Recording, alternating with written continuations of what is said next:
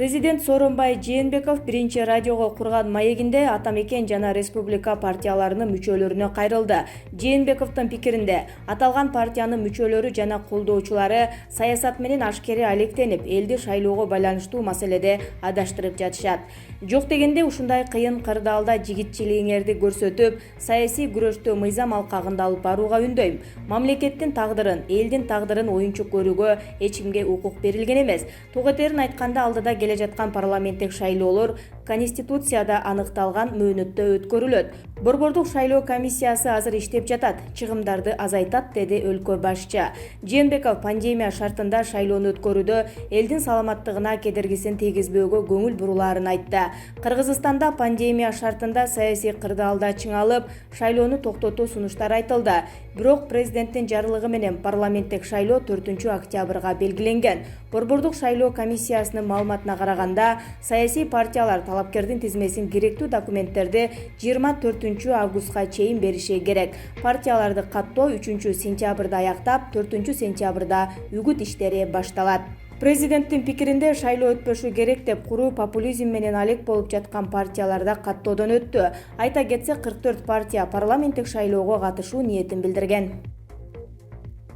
Сооронбай Жээнбеков: өкмөттү кетирүүдөн азыр пайда жок. Бүгүн 18-июлда президент Сооронбай Жээнбеков биринчи радиого интервью берип, азыркы учурдагы абал, парламенттик шайлоо тууралуу суроолорго жооп берди.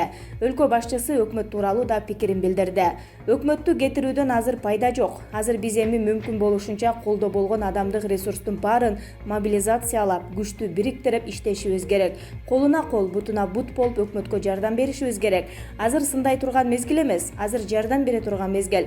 Бардык мүмкүнчүлүк аракеттерди бириктирип, ынтымакта, тартипте илдетке каршы турушубуз керек, деп белгиледи президент. Биринчи радиосуна берген маегинде өкмөткө карата болуп жаткан сын пикирлердин негиздүүлүгү жана отставкага кетүүсү керекпи деген суроого жооп берип жатып: Билесиңер, Кубатбек Боронов буга чейин премьердин биринчи орун басары болуп келген. Вируска каршы күрөштө оор мезгилде карантин кирип атканда республикалык штабтын ишинин баарын өзү жетектеп келген. Ошондуктан бул багытта колунан келишинче кырдаалды көзөмөлдөп жатат. Мен колумдан келишинче президент катары жардам берип жатам, деп баса белгиледи Сооронбай Жээнбеков.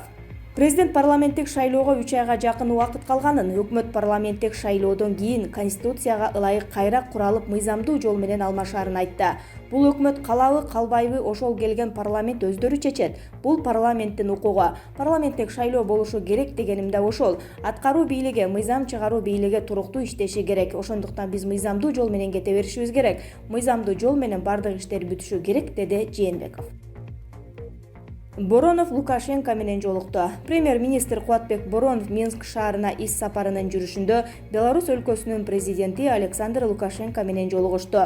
Бул тууралуу өкмөттөн билдиришти. Өкмөт башчы Кыргыз өлкөсү Беларусь өлкөсү менен достук жана өз ара кызматташтык мамилелерге өзгөчө маани берерин баса көрсөттү.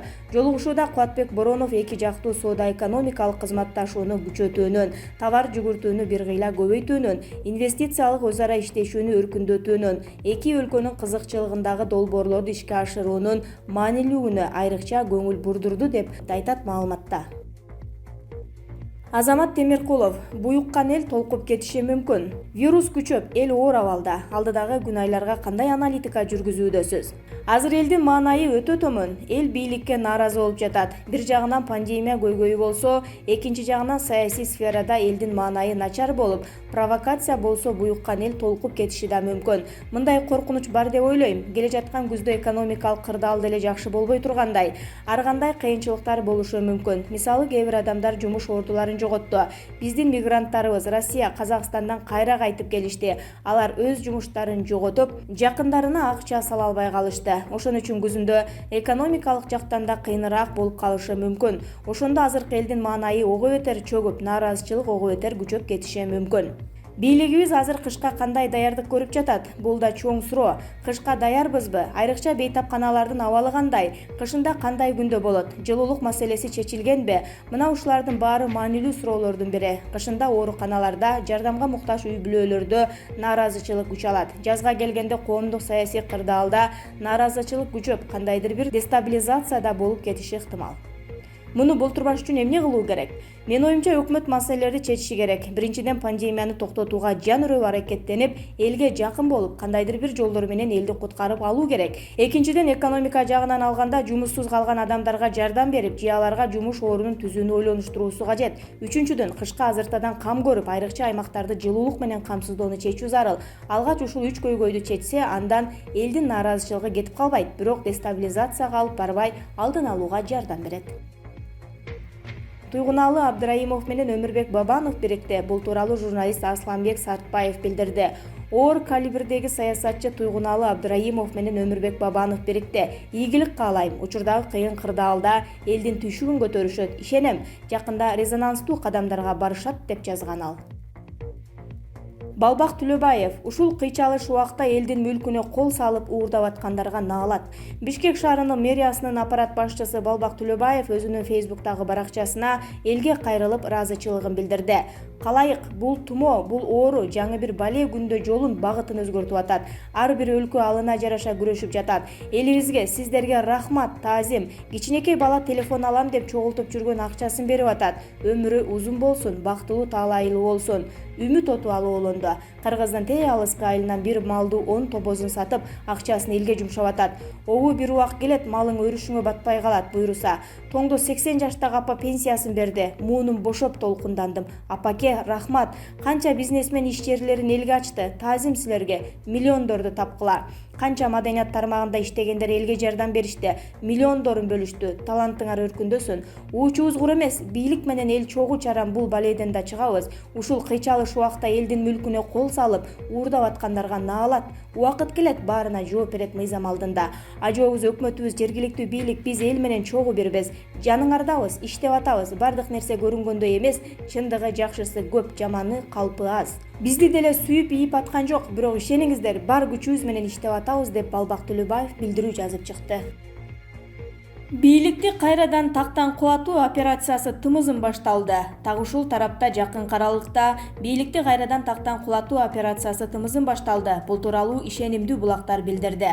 Маалыматтарга таянсак, учурда Өмүрбек Бабанов Россия тарап менен тыгыз сүйлөшүүлөрдү жүргүзүп жатканы айтылууда. Бирок Бабановдун бул кадамынан терс жыйынтык толугу менен чыгып калышы мүмкүн. Баса азыр оппозициянын катарын Туйгуналы Абдраимов менен Максат Сабиров дагы толуктайт. Маалыматтарга таянсак, бири көлдө, бири чүйдө алабыз деп шайма-шай олтурганын уктук. Айтмакчы, жогорудагы имиштер тууралуу бүгүн Кыргыз Республикасынын президенти Сооронбай Жээнбеков кабардар экенин жергиликтүү мамлекеттик каналдардын биринде төмөнкүчө айтты.